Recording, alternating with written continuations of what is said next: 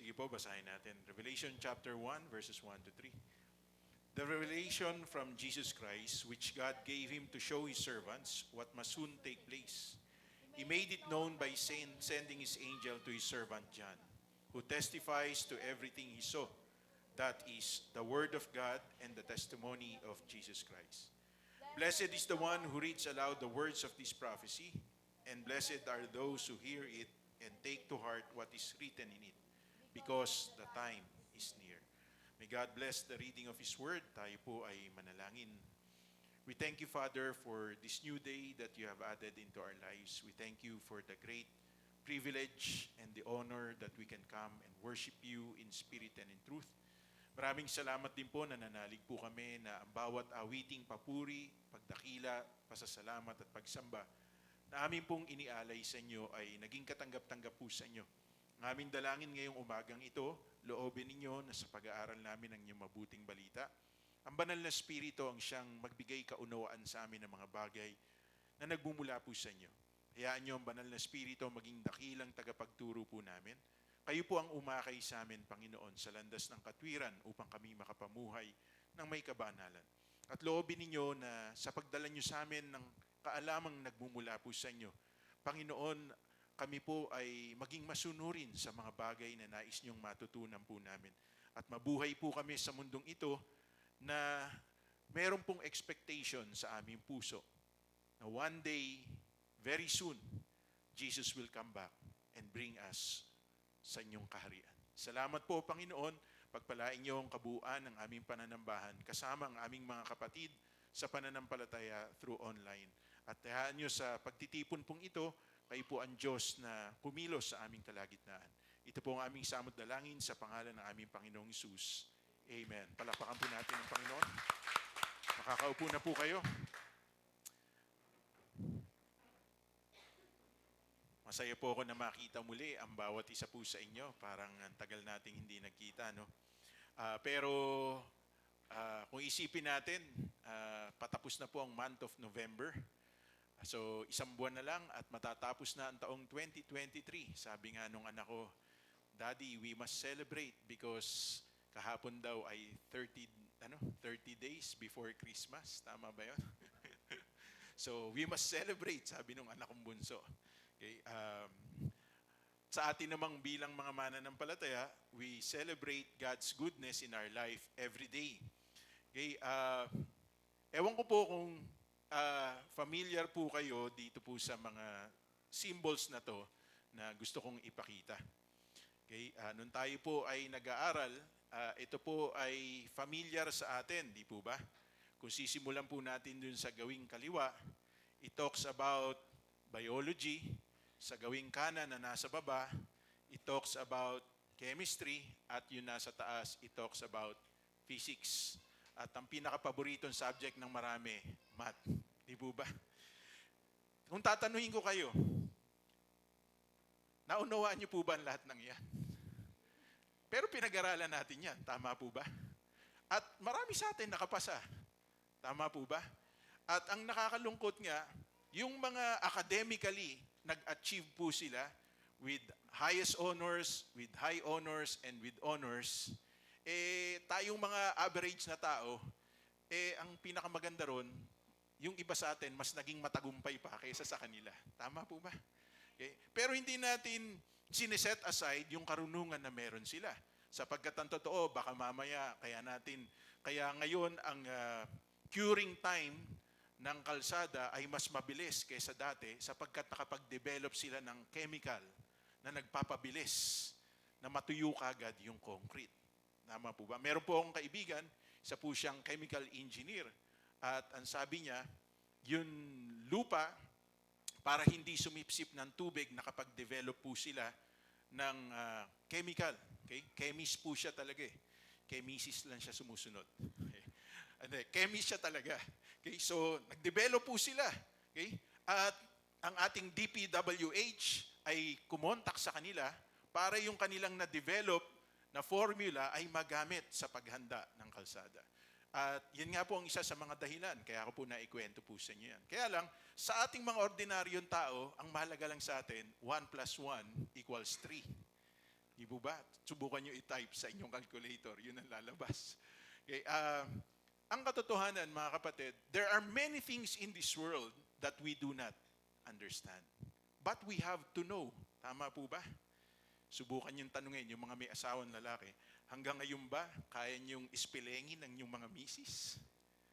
Mahirap, di ba? Pero kinakailangang pakisamahan natin para maging mapayapa ang buhay. Tama ba? Tumatango si RJ.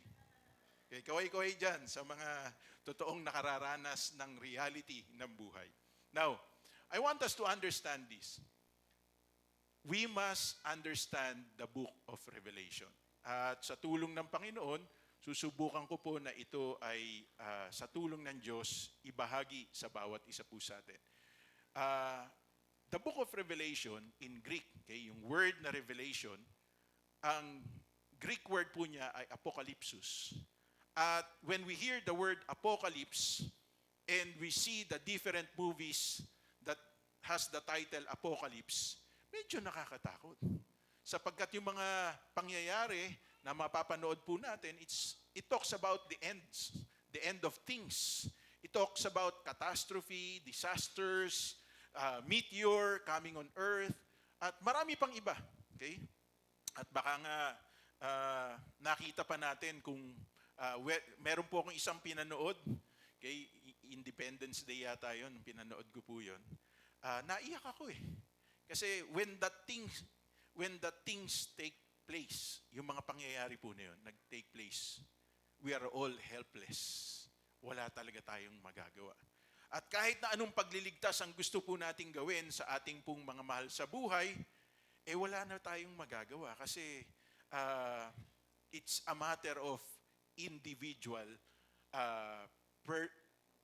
personal, yung gagawin po nating pagliligtas sa ating pong mga sarili. So, if we're going to understand the book of Revelation, okay, I want to give you this introduction. You can read the book of Revelation and not purely understand it, but you cannot read it and truly ignore it. Kasi, halimbawa, ako po ay mananampalataya na for the past 31 years of my life. Pero, tuwing babasahin ko ang book of Revelation, aaminin ko po sa inyo, hindi lahat naintindihan ko. Ang totoo, kaya ako nakakilala sa Panginoon, because when I was reading one of the chapters in the book of Revelation, hindi ko maintindihan. Bakit merong isang babae na naging mistress at pagkatapos may dragon at pagkatapos po ay nagkaroon ng kaguluhan.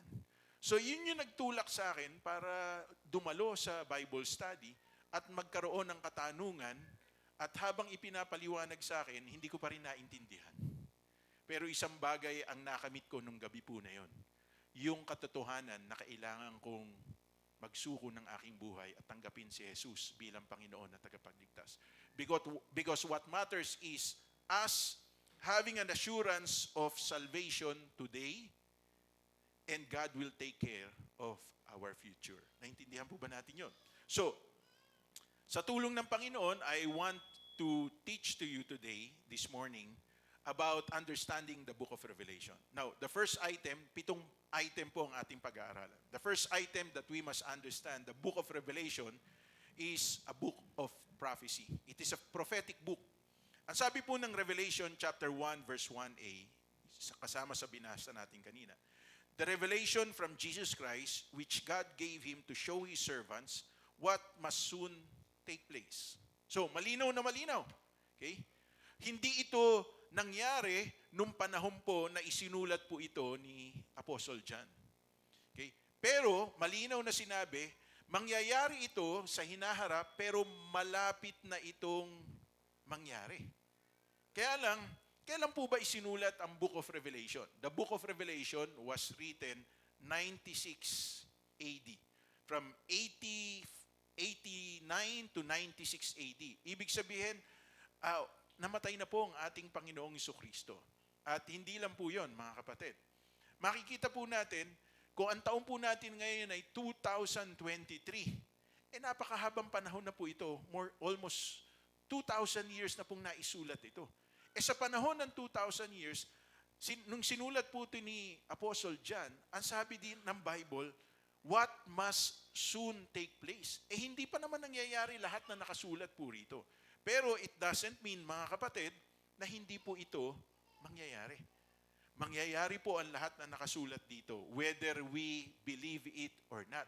So, parang katulad din po nung ating pong pag-aaral ng biology, ng chemistry, ng physics. Okay? Lahat po ng yan, nung pinag-aralan po natin, ay nangyayari sa mundo po natin. Diba? At ang katotohanan, paniwalaan man natin o hindi, talagang nasusukat ang bagay pagdating sa science. Parang ganun din po ang sinasabi ng Book of Revelation. It must soon take place, kaya ang Book of Revelation is a book of prophecy. Now, prophecies in the Bible are not given to scare us, but to prepare us. Nung hindi pa tayo mananampalataya, ako po, nung nagbabasa po ako ng dyaryo, ang una ko pong pinupuntahang page ay horoscope. Kaya nalaman ko, ang lucky number ko pala ay 162. Okay? At hindi lang po yun. Ang lucky color ko pala ay color blue. Di ba? Mga paborito ko naman yun eh. Ngayon, marami pang mga sinabi ron. Kaya lang, ang hindi totoo ron, yung pagdating sa love life. Okay? Kasi marami po akong, nag-explore po ako eh. Okay? Kaya, pampito ko po yung misis ko. At jumakpat na po ako sa misis ko. Okay? Siya na po yung naging, true to life partner ko. At salamat sa Panginoon dahil sa napalaya ako dun sa paniniwala about horoscope. Now, horoscope is much as fortune telling. Okay? Yung panghuhula. Di po ba? At marami po sa atin naniniwala. Kaya nga, kayo po ay, wala yun dito. Merong ilan tumataya sa loto. Merong ilan tumataya sa wedding. Tama po ba yun? Alam niyo po ba, meron po tayong kapatid sa Kabanatuan. Di siya tumataya sa loto, di siya tumataya sa wedding, pero nanalo po siya ng 1 milyon. Sapagkat yung kanyang hipag na asawa ng kanyang asawa na nasa Laguna ay nanalo sa loto. Binalatuhan po siya ng 1 milyon. Di ba? Di ba mas maganda yon? Hindi ka gumastos, nagkaroon ka ng 1 milyon.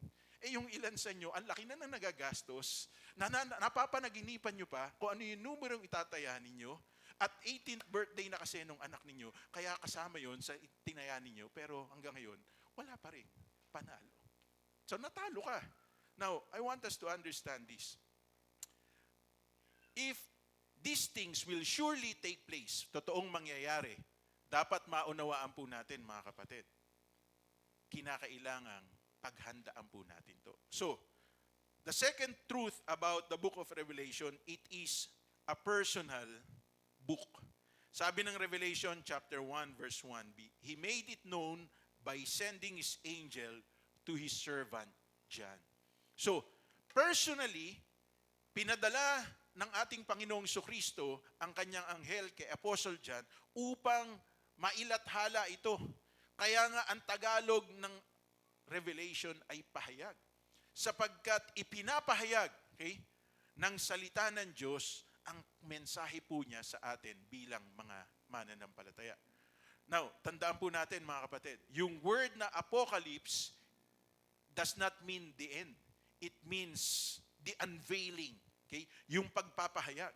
So we must understand na ang Book of Revelation pala, ipinapahayag ang kalooban ng ating Panginoon. Kaya nga sabi nung verse 1, di ba? The revelation from Jesus Christ. Talagang personally, nanggaling ito kay Jesus at ito ay binigay kay Apostle John para ibigay sa mga churches. So the Book of Revelation was written to believers like us. Kaya wag niyong i-avoid ang Book of Revelation sa inyong pagbabasa. Ang tanong ko po sa inyo, how many times have you read the Book of Revelation? Yung iba kasi, ini-skip to eh. Kung paanong ini-skip ang Numbers sa Old Testament, sapagkat, kaya nga Book of Numbers, kasi puro numbers yung makikita po natin doon, di ba? Ini-skip ang Book of Revelation sapagkat para sa kanila, hindi nila maintindihan. Pero ang totoo, ang pangatlong dapat natin maunawaan, the Book of Revelation is a pictorial book. There are symbolisms na nakasulat po rito at kung ito po ay sinabi ni Apostle John during his time, paano siya makakita ng apoy na nagbumula sa langit at tutupukin 2/3 of the earth? So, dapat makita po natin, mga kapatid, na ito po ay symbolism. Okay? Sabi nga dito sa Revelation chapter 1, verse 1 and 2. The revelation from Jesus Christ, which God gave him to show his servants what must soon take place. He made it known by sending his angel to his servant John, who testifies everything he saw. So nakita niya. Hindi ito basta sinabi lang. Kasi ang tendency, pag sinabi ko lang, halimbawa sabihin ko kay Kuya Adjun, ito yung napanaginipan ko eh. Okay? Ang retention, sinabi ko sa kanya, would only be, pinakamalaki na po yung 60%. Kaya pag yun ay ikinuwento po niya sa iba, iba na rin po yung version ng pagkakakwento ko. At alam natin yan, sapagkat sa team building seminars, kapag meron pong games na ipinapalaro sa atin at pinapasabi, pagdating dun sa dulo, iba na po yung instruction. Pero si Apostle John, ipinakita sa kanya. So kung iisipin po natin, it is a book of symbols, it is a book of pictures, at ito po yung timeline ng mga pangyayari na nakasulat po sa book of Revelation. Now, when the Bible talks about Jesus coming near, it doesn't mean na ito po ay mangyayari na kagad. Hindi po. Kaya lang, when the Bible talks Jesus as coming near, it talks about the next event. Yun susunod na pangyayari, kaya tinawag po na end times. And what is that? Paulit-ulit na lang po ako. Simula po nung first Sunday ng November hanggang ngayon, paulit-ulit po ako. The next event that will take place is the rapture of the church. So, yan po, visualize na po natin. Inilagay ko na po dyan. After the rapture of the church will come the 7 years of tribulation. The first 3.5 years is called the years of suffering, while the second half of the 3.5 years, okay, ito po ay tinatawag na Great Tribulation sapagkat yung remaining 3.5 years, yung wrath of God ang bubuhos sa tao. Yung first 3.5 years, the Antichrist will come, pero in the middle, bago po yung second half ng 3.5 years, doon po magkakaroon ng abomination of desolation sa temple sa Jerusalem. So, picture it right now. Mababasa po natin in Revelation chapter 6, 8, 9, 11, and 16, yung lahat ng mga sinasabi po ron na mga judgment na ibibigay ng Diyos mula sa langit. So, yan po yung timeline. Makikita po natin. While there is a 7-year tribulation here on earth, sa langit naman po ay nagkakaroon po ng judgment seat of Christ and the awarding ng mga saints. Tulad ng ipinaliwanag ko po sa inyo dati. Okay? Habang dito ay nagkakaroon ng suffering, nagkakaroon ng kaguluhan, nagkakaroon ng chaos, sa langit, yung mga mananampalataya na na-rapture, dalahin ko sa Panginoon, lahat tayo na nandito, ma-rapture, nagkakaroon naman tayo ng awarding ceremony. Okay? Inihalin tulad ang paglilingkod na ginawa natin sa Panginoon sa 6 na bagay. Yung first 3 ay yung tinatawag po na gold, silver, and precious stones. Yung gold, silver, and precious stones, dadaan sa apoy, pero lalo po itong kikinang. Ang ginto, pag idinaan mo sa apoy, lalong napupurify. Ang silver, pag dinaan mo sa apoy, lalong napupurify. Ganun din ang precious stones, lalong kumikinang. Ang diamond, lalong kumikinang. So, ibig sabihin, habang tayo naglilingkod sa Panginoon, kung tama ang motive ng puso ng bawat isa sa atin, kahit tayo nahihirapan, lalong nanuluwalhati ang Panginoon. So, bibigyan tayo ng reward ng Panginoon. The crown of joy, the crown of righteousness, the crown of glory, ibibigay sa atin ng Panginoon. And what is the purpose? Bakit tayo bibigyan ng Panginoon ng reward na gano'n? So that when we worship God, we have something to offer Him. Now, tandaan po natin, in heaven, it will be a 24/7 worship celebration. So kung dito naiinip ka, dito inaantok ka, dito parang naglalaya ang iyong isip, temporary lang ang panahon natin dito eh. Sa heaven, walang hanggan po natin gagawin yun. So ibig sabihin mga kapatid, we must be accustomed. Kinakailangan sanayin na natin yung sarili natin. Kaya napakahirap kung hindi ka sanay umawit ng mga awiting patungkol sa Diyos. Papunta po rito, umaawit ako sa Panginoon. Okay? Maya-maya merong sasakyan na tumabi sa akin sa gapan, tapos nagbaba ng bintana. Si Pastor Jason Candelario pala. Gagano sa akin. Hindi ko naman mababa yung bintana ko kasi naiiyak na ako eh. Okay, sayang yung moment ng pagsamba ko sa Panginoon eh. Kumaway na lang din ako sa Kanya. Maya-maya tumabi na naman sa akin. Kumakaway na naman. Gumano na lang ako. Sayang kasi yung moment na mag-worship ako kay Lord eh.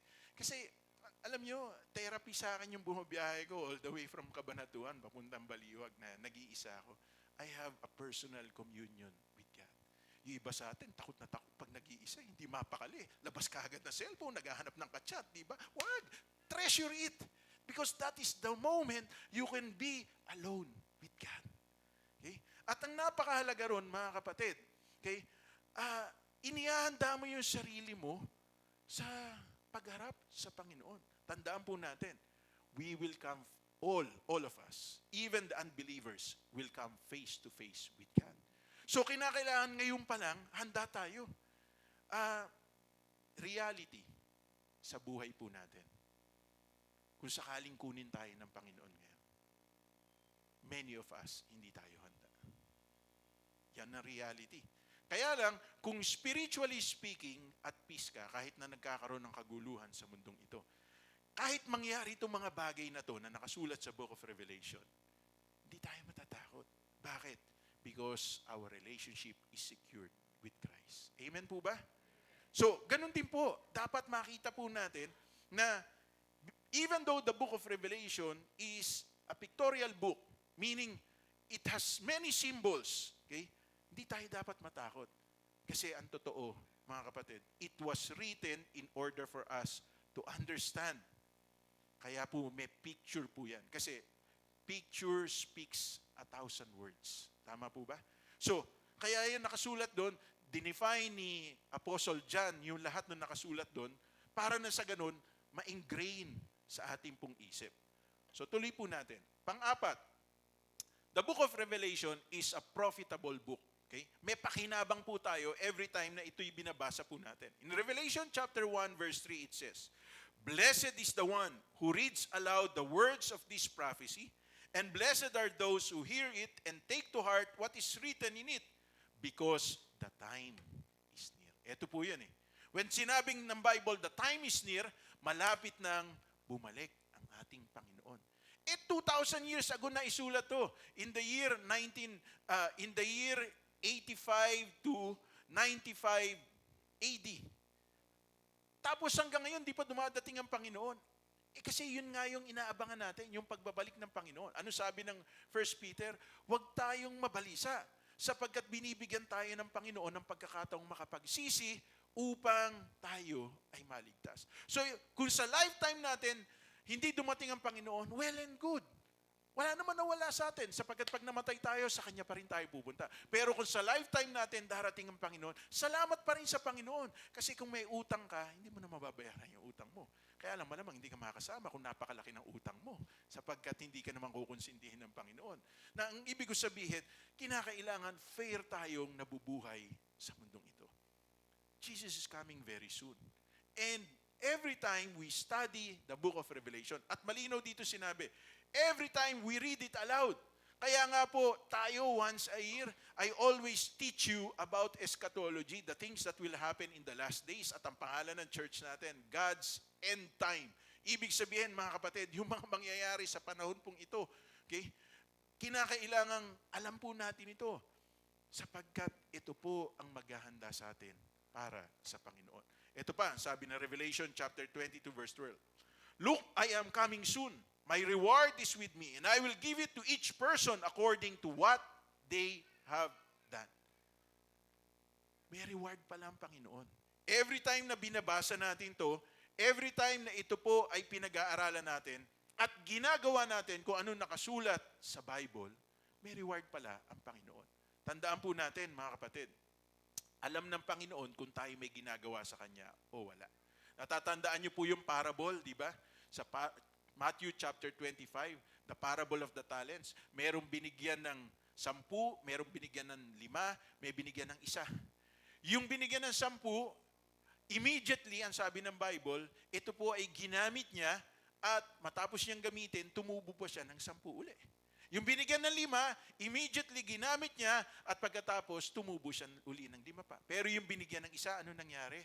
Natakot siya, ibinaon sa lupa. Wala siyang ginawa. Mga kapatid, ibig sabihin, tayo simula nung tayo makakilala sa Panginoon, merong ibinibigay ang Panginoon sa atin. Ang tanong ko, ginagamit ba natin yon para sa kanyang kalwalatian? Baka ginagamit natin yon for our own advancement. Baka hindi natin ginagamit yon para sa kalwalatian ng ating Panginoon. Gusto ko pong maunawaan ng bawat isa sa atin. Merong araw ng pagsusulit ang bawat isa sa atin sa Panginoon. Tamang tayo po ay naging mabuting katiwala, kaya ka na-promote sa trabaho. Tamang ikaw ay naging mabuting may-ari, kaya umunlad ang mga bagay na ginagawa mo. Kaya lang, kumusta? Naging mabuting ama ka ba sa iyong mga anak? Naging mabuting asawa ka ba sa iyong asawa? Naging mabuti ka bang anak sa iyong magulang? Kasi kasama yan sa ipagsusulit natin sa Panginoon eh. Hindi lang yung mga material things na dito tayo nakatuon, kung hindi higit sa lahat, yung relationship natin. Tandaan natin, the cross has 2 lines. First, our relationship with God, kaya mas mahaba po ito, yung vertical, at yung horizontal, yung relationship natin sa isa't isa. So, kinakailangang maging mabuting katiwala tayo. Kasi kasama yan, sabi dito, I will give to each person according to what they have done. So, kasama sa paging mabuting katiwala po natin, at bibigyan tayo ng gantimpala ng Panginoon sa lahat ng pakikitungo natin sa kapwa natin, sa ating pamilya, at sa bawat isa bilang mga mananampalataya. Panlima, malapit na po tayo matapos. The book of Revelation is a book about purity. Sabi ng Revelation chapter 22 verse 11, let the one who does wrong continue to do wrong. Let the vile person continue to be vile. Let the one who does right continue to do right. And let the holy person continue to be holy. Alam niyo ba na ang first attribute ng Diyos ay holy God? Kaya ano sabi ng ating Panginoon? Our Father in heaven, hallowed be thy name. Holy be your name. So, ano sabi ng Hebrews chapter 11 verse 6? No one can come to God without holiness. So, hindi tayo pwedeng mabuhay sa mundong ito. We express that we are children of God, pero hindi naman tayo namumuhay ng may kabanalan. Dapat makita natin, mga kapatid, okay, it goes alongside. Kung totoo tayong anak ng Diyos, dapat nakikita sa atin ang kabanalan. Pastor, medyo hindi na popular ngayon yan. Basta ang mahalaga, Christian ako. Kaya nga nagkakaroon ng problema ang Christianity.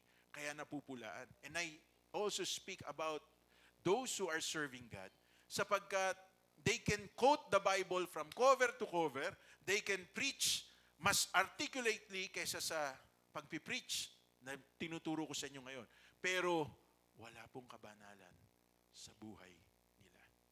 Mga kapatid, kasama po sa tungkulin natin yung mamuhay po tayo ng may kabanalan sa harap ng Diyos. Sapagkat, ang sabi rito, let the one who does right continue to do right. And let the holy person continue to be holy. Kaya wag nating panghihinayangan yung mga bagay na inaalis ng Diyos sa atin. Kahit na ibinigay natin yung buong puso natin doon, yung buong lakas, buong kaluluwa. Kasi baka inalis ng Panginoon yon para na sa ganun, makapamuhay tayo ng kalugod-lugod sa Kanya. Baka kaya inalis ng Panginoon yung bagay na inaasahan mo na magiging regular source of income mo kasi baka hindi ka na umaasa sa Kanya. Nakatingin ka na lang dun sa provision na dumadating sa'yo. Tandaan natin, we must seek the giver and not the gift. We must seek the healer and not the healing. We must seek God and not the things of this world. Why? Because the Bible says in Matthew chapter 6 verse 33, seek first His kingdom and His righteousness. Alam niyo po, malapit nang dumating ang Panginoon. At ang katotohanan, kaya ako po ito palaging sinasabi, because I am declaring this even to myself. Napakadali po kaya na madaya ka ng kalaban. Napakadali kaya na sa isang maling pindot mo lang, di ba kayo nagtataka, bakit pagka may pinindot ka sa social media, magugulat ka na lang, meron pang ibang mga bagay na patungkol doon na lalabas na advertisement. Samantalang minsan ka lang naman pumindot noon. Yun ay sapagkat meron tinatawag na algorithm ng social media. At when they seem to know that you are interested in one thing, they will flood you with the different information about what you click. Kaya wag natin sasabihin, ay, hindi ako nag-click niyan, baka yung anak ko nag-click niyan, baka pinakailaman yung cellphone ko ng anak ko. Hindi, ikaw yun. Okay? And all we need to do is just to be careful. Kasi mga kapatid, ang totoo, the only thing that divides truth from deception is a hairline. Ganun lang kanipis yung nagdi-divide ng katotohanan sa pandaraya. At ang tanging solusyon para tayo po ay hindi madaya, mamuhay po tayo ng may katotohanan sa ating buhay. Pang-anim, dapat maunawaan po natin to. The book of Revelation is a perspective book. Meaning to say, pinakikita sa atin yung dapat po natin gawin. In Revelation chapter 22 verses 14 and 15, sabi po rito, "Blessed are those who wash their robes, that they may have the right to the tree of life and may go through the gates into the city. Outside are the dogs who practice magic arts, the sexually immoral, the murderers, the idolaters, and everyone who loves and practices falsehood." Di po ako may sabi niyan. Malinaw na sinabi ng Bible. Outside are the dogs. Hindi po ito literal na aso, kung hindi yung, ano bang ginagawa ng aso? Matapos niyang sumuka, yung isinuka niya, babalikan niya. Na figuratively speaking, ang pinakikita sa atin ng Bible dito, pinalaya na tayo ng Panginoon sa muling pamumuhay, at kung babalik pa tayo doon sa dati nating ginagawa, para tayong aso. So, hindi pwede na sabihin natin, Lord, tumanggap naman ako sa iyo. Bakit hindi ako kasama sa rapture? Lord, tumanggap naman ako sa iyo.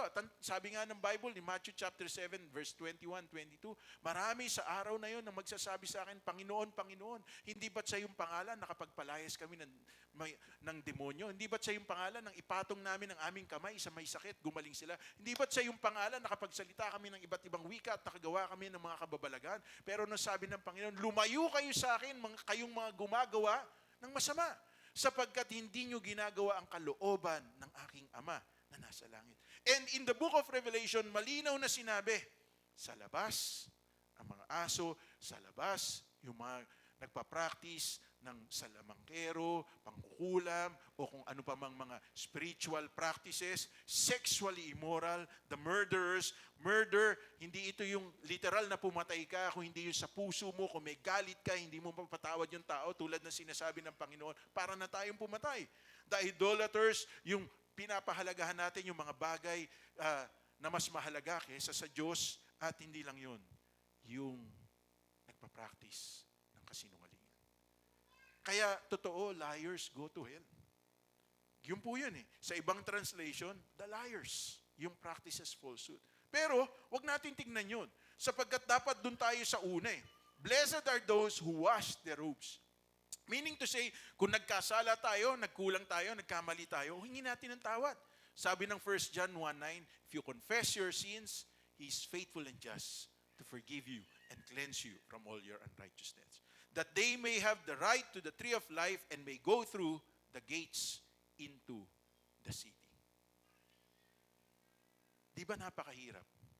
Yung meron kang nakagalit na tao, at pagkatapos mo makagalit yung tao, namatay yung tao, at hindi mo siya napatawad. Di ba napakahirap nun? At di ba napakahirap din, kung meron kang mahal sa buhay na makikita mong nagalit, at pagkatapos magalit, inatake sa puso, at sa iyong kamay, namatay. Hindi pa iba yung tao na nakagalit nung mahal mo sa buhay. Sarili mong kamag-anak, yun nakagalit.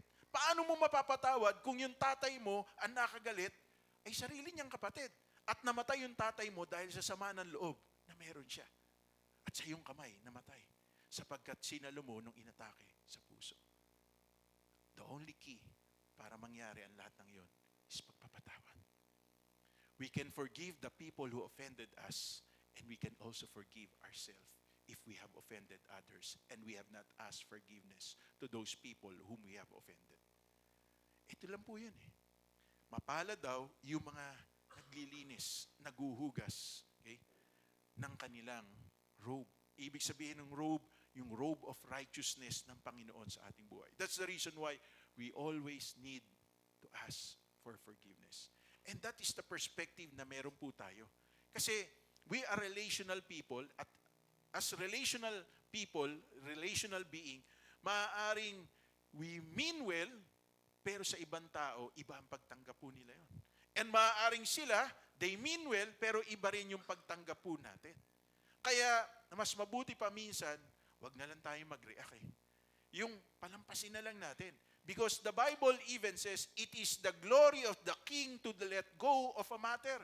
Na ibig sabihin, hindi lahat ng bagay sa mundong ito, dapat pansinin natin. Dapat yung iba, pinalalampas na lang natin. Okay? Kasi kung lahat ng bagay papansinin natin, tatanda tayo kagad. Kasi maiinis lang tayo eh. Okay? At bukod doon, marami tayong magiging kagalit. Number 7, I end with this. The book of Revelation is the book of proclamation. Bakit proclamation? Ito po ang sabi ng Bible. In Revelation chapter 22 verses 17 and 20, the Spirit and the bride say, "Come!" And let the one who hears say, "Come!" Let the one who is thirsty come, and let the one who wishes to take the free gift of the water of life. He who testifies to these things says, "Yes, I am coming soon. Amen. Come, Lord Jesus." So, it proclaims that Jesus is coming very soon.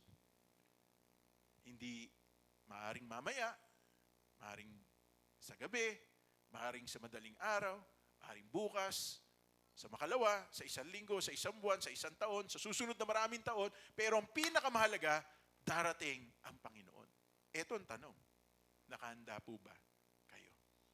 Dumating po si Mami Dali sa amin nung Wednesday, pero bago siya dumating nung Wednesday, Tuesday nandito ako. Exam ng mga anak ko po eh. Pero pagkatapos nila mag-review, sabi nung misis ko, ligpitin niyo yung kwarto niyo, maglinis kayo ng kwarto niyo. Okay, kasi darating si Grammy. Dumating ako nung Tuesday ng gabi, tulog na yung mga anak ko sa sobrang pagod. Kasi pinalinis ng misis ko po yung kwarto po nila. At nung dumating po yung mother-in-law ko, masayang-masaya yung mga anak ko. Niyakap yung kanilang lola. Okay?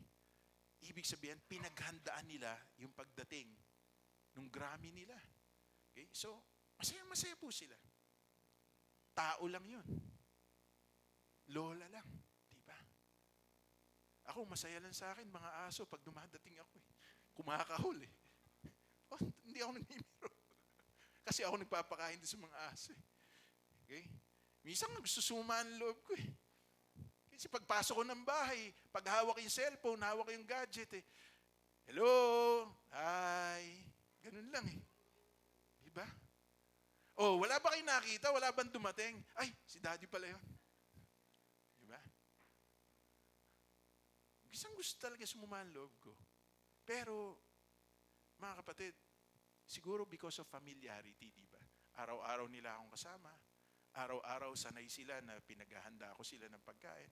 Araw-araw sanay sila na umaalis ako ng bahay at minsan gabi na ako uuwi, tulog na sila. Pero minsan hinahanap din pala ako ng bunso kong anak. Sabi ng bunso kong anak, "Daddy, alis ka na naman." Oo eh. Sabi ng misis ko, "O magpaalam ka sa anak mo." Kasi lagi nagtatanong yan. Lagi nagtatanong. Hindi naman nagtatanong. Hindi, lagi nagtatanong yan. Kala mo lang hindi nagtatanong yan. Kaya nung minsan naalis na ako, huwag ka sa akin magpaalam ka sa anak mo. Kasi yung misis ko, tanggap niya kung ano yung ginagawa ko. Pero yung anak ko, parang kung araw-araw niya akong hindi nakikita, parang parang mahirap para sa kanya. Siguro dahil she feels secure pag nandoon ako. Tama po ba yun? Siguro tayong mga anak, gano'n, di ba? Matagal na pala akong walang tatay. Kayong mga anak, you feel secure kapag ang tatay nyo, ang nanay nyo, kasama nyo sa bahay. Pero at the back of your mind, kahit na alam nyo ligtas ang lugar na pinuntahan ng iyong mga magulang o ng iyong mga kapatid, okay? Kahit na nasa ibang bansa ka, minomonitor pa rin daw. Sabi ni Sister Jack, minomonitor niya pa rin daw si Matt. At binilinan ang kanyang mga nakatatandang kapatid to look after Matt, only to find out na wala palang pasok si Matt. Diba? Kasi that's the reality. Dahil pamilya tayo, we always think of one another. Tama po ba yun? Now, if we belong to the family of God, and we know that Jesus is coming very soon, are we preparing for it? Kwarto nga nilinis bahay nga nilinis yung lahat niligpit sapagkat may darating na mahal na tao, mahalagang tao. Si Lord pa kaya? Ano kaya yung dapat nating linisin sa ating kalooban? Ano kaya yung dapat nating ligpitin? Ano kaya yung dapat nating ayusin para kung dumating siya, siguradong malulugod siya at matutuwa siya sa bawat isa sa atin. Kanina habang nagpapaawit si Sister Bev, dinideclare niya ang salvation ng bawat pamilya, bawat member of the family, ang pagkilala sa ating Panginoon. And that is a prophetic declaration, mga kapatid.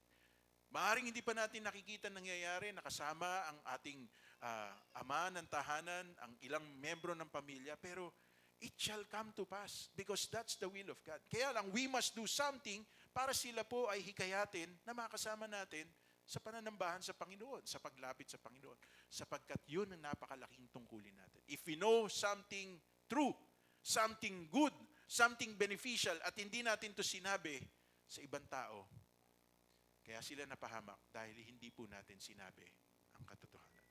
In conclusion, mga kapatid, the book of Revelation is the only book in the Bible that guarantees us blessing every time we read it aloud and to those who hear it. Kaya dapat po binabasa natin ang book of Revelation. We don't skip the book of Revelation. At ang totoo, halimbawa ako po, every time na ito po'y pinag-aaralan ko, tinuturo ko sa inyo, lalong nagiging malinaw po sa akin. Di ba naikwento ko po sa inyo, sa pag-aaral po namin sa TNET, nagkaroon kami ng exam no October 27. Napakadami kong ginagawa noon. Nag-aral lang po ako 4:30 ng hapon no October 26 at gumising ako ng 4:30 ng madaling araw para mag-aral. At ang reality, mga kapatid, okay, out of 80 questions, 22 ang mali ko. 58 ang score ko. Sabi sa akin ng coach, Pastor, dapat perfect ang score mo eh. Kasi director ka, mag-retake ka na lang ng exam. Eh di lalo humaba yung agony ko, di ba? Okay na sana eh. Di magre-retake ako ng exam. Okay? Only retake naman daw eh. Basta ang mahalaga pumasa. Eh ang allowed lang sa amin, 8 mali. 10% of the total item nung exam. Yun lang dapat ang mali mo. Eh 22 yung mali ko. Kasi memorization mga kapatid eh. Definition of terms. Parang sa edad gunto, ang hirap. Nahihirapan na ako talaga mag-memorize. So, aral ako ngayon. Humingi pa ako ng prayers eh. Okay? At nung Biyernes, okay, ano bang date nung Biyernes? 24. Okay. Nag-retake po ako ng exam. Nag-aaral na po ako. Pagdating doon, ito na naman. Nablanko na naman ako. Lumapit sa akin yung coach. Ay, Pastor, okay ka lang ba dyan? Okay lang. Kaya lang, nahirapan ako. Sabi niya, every neighborhood, yun ah. Okay, sulat na ako, dire-diretso na uli. Binigyan niya ako ng clue eh. Hindi naman ako humingi ng clue sa kanya. Okay, so, nasagutan ko naman lahat ng items. At pagkatapos sabi ko sa kanya, Coach, pastor din po yan eh. Sabi ko, yan lang ang nakayanan ko eh. Sana pumasa. Okay na po to. Okay, mga 15 minutes nakaupo ako, pinicturean yung test paper ko, sinend sa akin. 80/80. Salamat sa Panginoon, di ba? May himala. Yun ang katotohanan doon. Kasi hindi ko siya na-memorize word for word. Kaya lang, yung mga keywords lang ang tinandaan ko. Kasi yung hirap yata mag-memorize word for word. So yung mga keywords lang ang tinandaan ko. At dahil po ron, siguro nahabag sa akin. Hindi lang pasado, di ba? I'm sharing this to you. Kasi ang katotohanan, mga kapatid, we can fail, we can fall short, and we can sin many times. But God is a God who gives many chances sa buhay natin. At katulad din ng coach ko, ang gusto ng Diyos, makasama tayo. Ang gusto ni Lord, ma-enjoy natin yung lahat ng inihanda niya sa kanyang kaharian para sa bawat isa sa atin. Now, the question is, are we preparing for that? Kasi yung consideration, gagawin ng Diyos yan eh. And every time we ask for forgiveness, He will always forgive us. Pero ito ang tanong, may pinagsisikapan ba tayo? Meron ba tayong handang gawin para patunayan na gusto natin talaga makapiling po siya? So much of the practical illustration, I want us all to stand up. And I want us all to come before God. Sabi nung awiting kinanta natin kanina, Lord, we need your grace and mercy. We need to pray like never before. Why? Because we need the touch of the Holy Spirit sa buhay natin. In order for us to continue, in order for us to be able to see face to face ang ating Panginoon. Sige po, habang ito po ay awitin po natin, may I please ask everyone to close your eyes, bow down your heads, and just to commune with our Lord Jesus Christ. Lord, we need your grace and mercy. We need to pray like never before. We need the power of your Holy Spirit to open heaven's door. Spirit, touch your church, steal the hearts of men, revive us, Lord, with your passion once again. I want to care for others like Jesus cares for me. Let your rain fall upon me. Come on, let's ask the Lord. Spirit, touch your church, steal the hearts of men, revive us, Lord, with your passion once again. I want to care for others like Jesus cares for me. Let your rain fall upon me. For the last time, Spirit, touch. Spirit, touch your church, steal the hearts of men, revive us, Lord, with your passion once again. I want to care for others like Jesus cares for me. Let your rain fall upon me. Let your rain fall upon me. Let your rain fall upon me. Habang nakapikit po ang ating mga mata, humahulog sa ating Panginoon? Kayo lang at ang Diyos ang nakakaalam kung tayo ba ay handa sa pagbabalik ng ating Panginoong Jesucristo.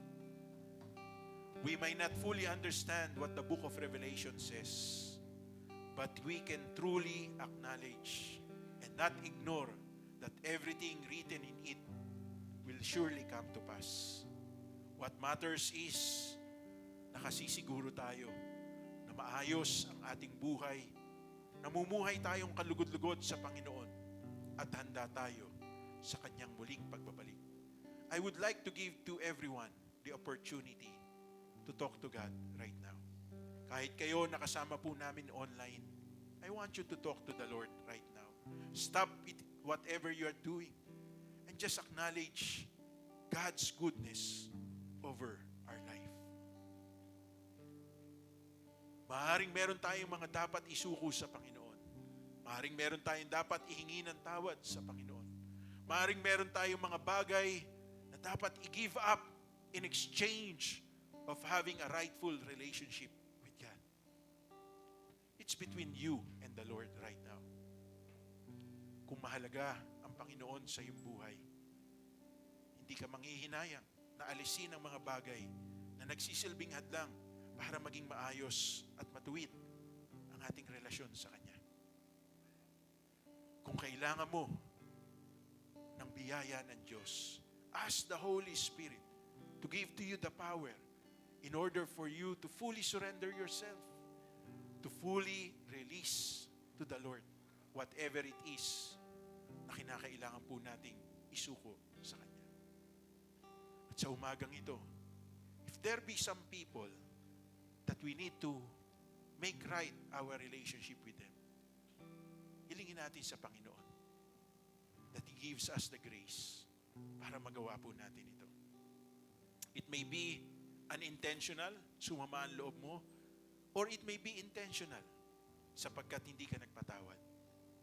Pero ang mahalaga, ngayong araw na to, dahil sa katotohanan ng salita ng Diyos, nais nating maging maayos ang ating buhay upang sa Kanyang muling pagbabalik, maging handa tayo at makasama tayo. Panginoon, narito po ang bawat isa po sa amin. Ina-acknowledge namin, apart from you, we are nothing. At ina-acknowledge din po namin, kailangan namin ang kapangyarihan ng iyong Espiritu Santo upang kami ay makasunod sa inyong dakilang kalooban. Mingi kami ng tawad, Panginoon, sa maraming pagkakataon na naipagpalit namin, Panginoon, ang aming pong relasyon sa inyo sa mga bagay na mas mahalaga sa amin sa mundong ito. Panginoon, itong dahilan kung bakit kinakailangan po namin to be always reminded by your word. To be always reminded by each and everyone's fellowship. Sapagkat sa tuwing kami ay nagsasama-sama, Panginoon, napapalakas ang bawat isa po sa amin. Kaya hinihiling ko sa inyo ngayong umagang ito, kumilos kayo sa aming buhay. Ayusin ninyo ang aming ugnayan sa inyo. Ayusin ninyo ang aming ugnayan sa aming mga mahal sa buhay, sa mga taong nakapaligid sa amin. Gamitin nyo rin po kaming kasangkapan upang kami ay maging instrumento ng kapayapaan, pagkakaisa at pagkakaunawaan. The world we are living in right now is a world full of hatred, unforgiveness, full of self. But we thank you because you called us to love you and to love one another. Kaya ngayong umagang ito, Panginoon, we want to make right our relationship with you and we want to make right our relationship with each other. Now I pray, let the Holy Spirit abound sa buhay po namin at gamitin niyo po kami ngayon bilang buhay na patotoo ng inyong kabutihan, ng inyong kapangyarihan, ng inyong pag-ibig at lalo tigit sa lahat ng inyong kaligtasan. At sa bawat pamilya na narito ngayong umagang ito, sa bawat ama ng tahanan, ina ng tahanan, mga anak na narito, hinihiling ko sa inyo, kayo ang Diyos na magbuklod sa bawat isa sa amin sa isang pag-ibig na nagmumula sa inyo. It is my prayer, and I am crying out to you from the depths of my heart, that none of the members of the family of every individual na pinagkatiwala nyo sa gawain ito will be left behind. But all of us, Lord, who seeks you, who want to glorify and to honor you, tulungan nyo po kami na kami maging handa at makasama sa muling pagbabalik ng iyong anak na si Jesus. At kung sino man ang narito na nananalangin pa hanggang ngayon para sa kaligtasan ng lahat ng kanilang mga mahal sa buhay, do a mighty quick work of righteousness. Kumilos po kayo sa ama ng tahanan, sa ina ng tahanan, sa lahat ng kanilang mga anak, o sa lahat, Panginoon, ng kanilang mga kapatid, o sa lahat pa ng kanilang mga kaanak at mga kaibigan, Panginoon, na nais po nilang dalhin sa inyo. Gamitin niyo po kami upang kami ay maging instrumento ng inyong kaligtasan sa kanila. Ngayong umaga rin pong ito, kilala ninyo sino man may pangangailangan, whether it be financially, materially, or whether it be emotionally, Panginoon. Reach out to them in your loving kindness. Let the healing virtues of the Lord Jesus flow upon them from the top of their head to the soles of their feet. At higit sa lahat, Panginoon, maging buhay na patotoo kami ng iyong kapangyarihan, kabutihan, at pagmamahal, Panginoon. Salamat po. Pagpalain niyo ang bawat isa ngayong umagang ito. The Lord bless you and keep you. The Lord make His face to shine upon you and be gracious to you. Lift up His countenance upon you and give you His peace. In Jesus' name we pray. Amen. Amen. Palakpakan po natin ang Panginoon. Maraming salamat po sa inyong pagsama. Join us again next Sunday as we worship the Lord in spirit and in truth. God bless you po.